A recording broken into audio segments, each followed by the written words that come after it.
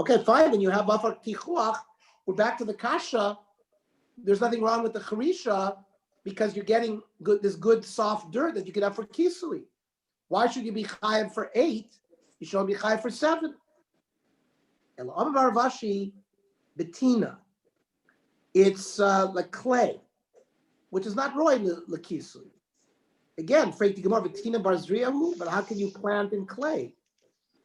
And for the Gemara b'mesunta, it's moist. It's not complete hard clay. It's roy lezriya, but you can't use it for kisui adam. That's how the Gemara answers the brisa, the kasha on the brisa. Okay. Vaitu. Eisvei Abaya. We're still. This is a long sugya. This sugya of Hoyel the Rabbi I told you yesterday. Hamavashel Gida Noshe. Now that we opened the door to multiple isurim, the vasachas, the Gemara is going to bring other examples. So we know that Yaakov Avinu was struck by the sorrow shel Esav in his wrestling with him, and because of that, we cannot eat the Gida Noshe, the sciatic nerve that travels down the length of the leg. Right? People know how there are butchers in Israel that know how to trabur the meat and get rid of it's not just removing the nerve, the big nerve, but it's all its tributary. So it's very complicated. They have to be a good dissectionist. And there are restaurants in Israel that you can get this filet mignon, from the hindquarters. I've never had it, but I know people who've told me they've had it. I'm not sure it's available in Los Angeles. Maybe it is, but I don't know of it. But otherwise, the Gida Noshe is osir, and that's why kosher Jews don't eat from the cuts of the hind quarter. Now, the Gida, there's a whole debate that we'll have in Chulin about whether the gid is considered meat or not, and whether, therefore, if you cook it in milk, it's considered basar b'chalav or not. Some will say that the gid is like hard, like a sinew, and therefore it's not really meat. But okay. So avashal gid anoshe b'chalav beyond tov. Now, you cook gid anoshe in milk. Now, according to the Mandomer that says it is basar b'chalav, and you're not allowed to eat basar b'chalav. You're not allowed to eat the gid anoshe. So you're not allowed to cook on yontif if you can't eat it. You only have a heter to cook on yontif if you're going to eat it. But if you cook something that's also to eat, you're over the malacha of yontif. And not only that, he ate it. V'ochlo lo kechomish. You get 5 malchuses. Rashi says bishul sheder roi. The loike mishum avashel basar b'chalav. By the way, it says lo savashel gedi b'chalei dimo 3 times in the Torah. One is for Isser Achila, one is for Isser Bishul, one is for Isser Anah. So even just like working at a McDonald's is a problem because there's a law of cooking, even if you don't eat it, but you can't cook a cheeseburger because there's a law of cooking milk and meat. So Bishul Sheder Roy, the loike mishum avashel basar b'chalav. And as you can see, this alludes to what I tried to allude to, that there are man da'armin that hold that gid anoshe doesn't give over taste, and therefore it's not basar. So therefore, if you cook gid anoshe b'chalav, you wouldn't be over basar b'chalav. You obviously can't eat it because you can't eat gid anoshe, but you'd only get 1 malchus instead of 2. Here the Gemara says, you get loike mishum avashel gid b'yontif, because by cooking the gid on yontif, you're not allowed to eat the gid on yontif. Therefore, the cooking on yontif is osir. The loike mishum oichel gid, right? There's no prohibition of cooking gid, but there's a prohibition of eating gid, which he ate. The loike mishum avashel basar b'chalav, right? That's 3. We said there's a special independent lav of cooking basar b'chalav, and then loike mishum oichel basar b'chalav. Right, you get malchus for eating basar b'chalav. The loike mishum havara. You lit a fire, and that's bishul and havara are two different actions. Bishul is cooking food. It has to go to Yad Soletis Bo. There's all sorts of gedorim of bishul, but there's also a lav of havar. You're not allowed to light a fire. And the havar is a melechas lat, but you can light it if you're going to cook something which is roy to be cooked on yontif. So v'loy kemishum havar. So you get 5 malchuses. And here comes the kasha, yamir and hoyel. But if the principle that Rabbah is trying to elucidate of hoyel, that orchim are going to come, so that's why you're allowed to cook on yontif. For a chol, he should not be avar lo l'chayiv. Hoyel dechazi le'litzorcho. He shouldn't be chayiv for avara. He can be mishtamesh this fire to cook other things that he needs on yontif, that he's allowed to cook. Orchim are going to come, etc. So what's wrong? He shouldn't be over for avara because we're saying you're allowed to cook on yontif even though tomorrow is chol. Why? Because late May, and therefore you did a malacha, but you're not allowed to cook for. Yeah, but maybe orchim are going to come. So the same thing here. I lit the fire, but the fire is for the orchim that are going to come. Your mamish allowed to light the fire on yontif? Yeah. You can take a match, light the fire on yontif? So we don't. We don't because we minimize as much as we can. But you're allowed to do havar on yontif for oichel nefesh. People turn on the stove. You have to have the pilot light there. You can't, but. Yeah, but if you have a pilot light there, then it's not turning on the stove. But mamish lighting it. Yeah, on havar, you're allowed to light fire on yontif for the purpose of cooking. We paskin like that. Yeah, we paskin like that. Okay. Yeah, we paskin like that. I always thought you need to have a light to start out with and stuff. Okay.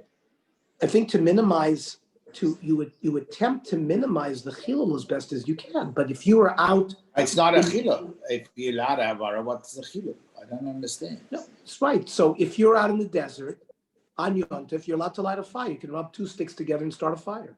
That's havara. Okay. Look at Rashi. Mishum havara shalol etzorech. Havara malacha la'atzma. But havara l'tzorech is not a problem.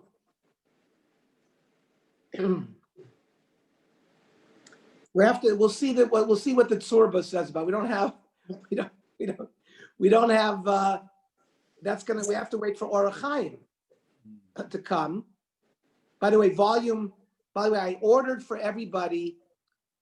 So we're on volume 6. We're on volume 6. Hang on. There is a new rabbi. His name is Rabbi Aaron. I sent everybody an email to introduce him. He's been hired with this new, they're really ramping up Tsurba. He's been hired just to work Tsurba. They shipped 250. There were 250 orders in December alone of Tsurba, which is a huge amount. Apparently, they were selling 10 or 20 a month. So this guy is ramping it up. So I ordered, the next volume is the COVID volume. It's a volume just Hilchos COVID, the whole volume. Then volume 7, which follows volume 6 in Nida, in Yoredeya is going to be Hilchos Nida. The whole volume is going to be Hilchos Nida. He told me that's going to be sent us in March. So I ordered the COVID one because once we finish volume 6, we'll learn the COVID volume. Can you order me extra few? I ordered extra. I ordered 15. And yeah, we have 12 or 13. You're going to need more than that, but okay. Is there any possibility to get 1, 2, and 4? Okay, again? Walter. By the way, I sent you an email. It showed you Fine Blue Monderer, Volume 2 sold out. But we're doing so. Volume 3 was our volume, but that's okay. But I need. Did you not get the email I sent you? I read it like you read my emails. No, but I sent you an email about that. It had your volume there. It said, so send him an email. This guy is running Tsurba now. Okay. This guy's running the mechanics. Okay. I don't. Yeah. Okay. Fine. I'll talk to you after. Okay. So here is not the place where the Gemara brings the dinim of Yontif. So therefore, there's no halachic quotes here regarding Havara, but we will learn that.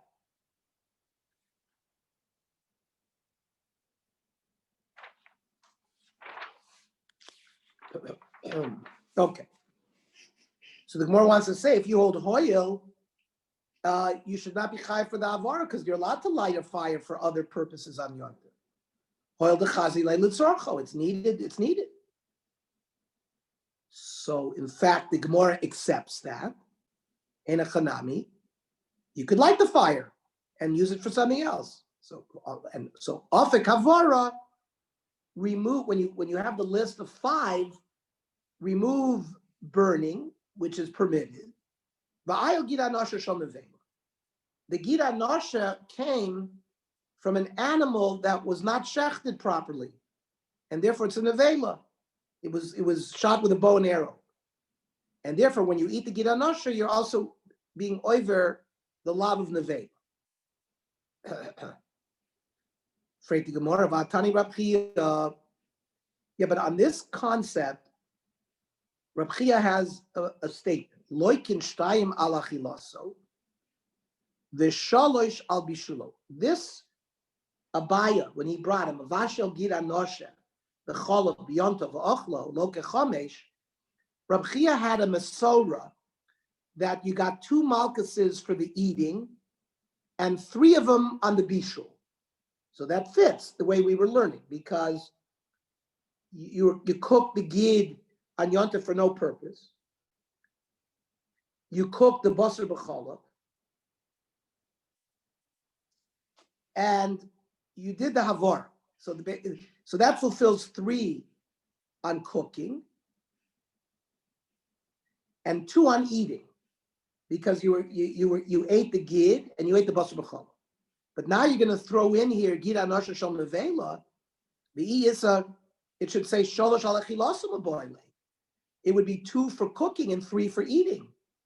So Rab Chia's comment on Eitz face on what Abaya brought is not correct. So it can't be correct to put in Gid Anosha Shel Nevela. Ella Afik Havara, you have to remove Havara because we already proved that in a Chanami that's okay to light the fire because people are going to come, you're going to use it for them. Va'ayel Atse Muktzah. The wood that you used was wood that was not designated for use on Yontif, was not muchan for Yontif. But here, remember, gentlemen, we're talking about malchus, which means the lav has to be a deraisa dekalav. Freit the Gemara umuktzah deraisa hu. What are you throwing in muktzah here? Omer lay in. Yeah, it's muktzah. Muktzah is deraisa. T'chsiv. It says in Pasuk, Vayaba Yom HaShishi. This was when they were being told about the mon. The Hechinu es asher yaviu. You have to prepare. Where's the lav? The azarta mehacha milos ase kol malacha. So that Omerlei, I don't understand. V'ha'at hu da'amit. You yourself were the one who said that boy minaim Rav Chisda was asked from Rav Chisda. The Amrila, some people say, boy, my name Rav Huna. Hevi se may offer, a sheep wandered in. Remember, there was a din for the Olas HaTamid, when they shechted a sheep every day. They already had to choose the sheep 4 days in advance. And every day they had to check it. They had to visit it 4 days, day 4, day 3, day 2, day 1, and then the next day they shechted it. They had to make sure that it didn't become, that it remained a tamim, it didn't have a mum. So they prepared it. However, let's say a seh wandered in and you didn't have any, Hevi may offer ushchot, and that's even by chulin, not just by the korbanat tamid. Oh no, it is the korbanat tamid. It's a korbanat tamid. So they brought a staff from the meadow. And they shechted it as the korban tamid on yontif. What's the din? And you said to us, Amrli Allah, said the law bechor. It means it's got to be a non-bechor animal. One of the tzom, regular tzom. The semash Rashi sheyeh roilios bein zachor bein nekeva. It has to be a sheep that could be either male or female. A bechor is always male. Achas, the pasuk is like this: V'seh achas min atzon min amosayim mimashke Yisrael. This actually is a pasuk in Yechezkel. So, but yet the Torah darshans it. Seh, and it can't be a bechor. Achas, v'lo meiser. A meiser, right? When the farmer, when he's a cattle producer, he has to give meiser behem. He has to count 1, 2, 3, 4, 5, 6, 7, 8, 9, 10. The 10th animal becomes meiser. So a meiser animal cannot be magdish for a different korban. Echad has to be unique on its own. Min atzon, the law palgis, not all tzom.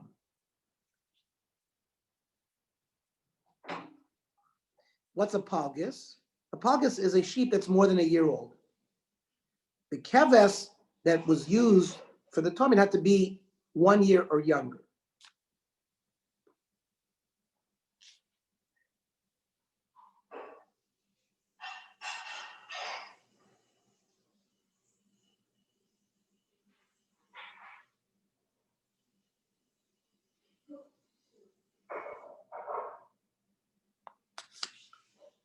V'lo kol atzum yutulot si palgis v'lo mechlal keves. It's not an aisle yet, so it's not an aisle. Behind a kol chodesh shlosh, it's a set in the 13th month of life, because it says keves ben shana. The aisle mishenichtas l'shana has to be into the 2nd year, a whole month.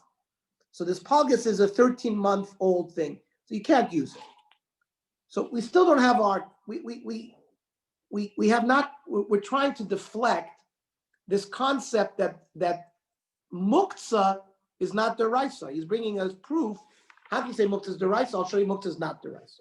Okay, so we'll pick up tomorrow. We will learn, God willing, at 9.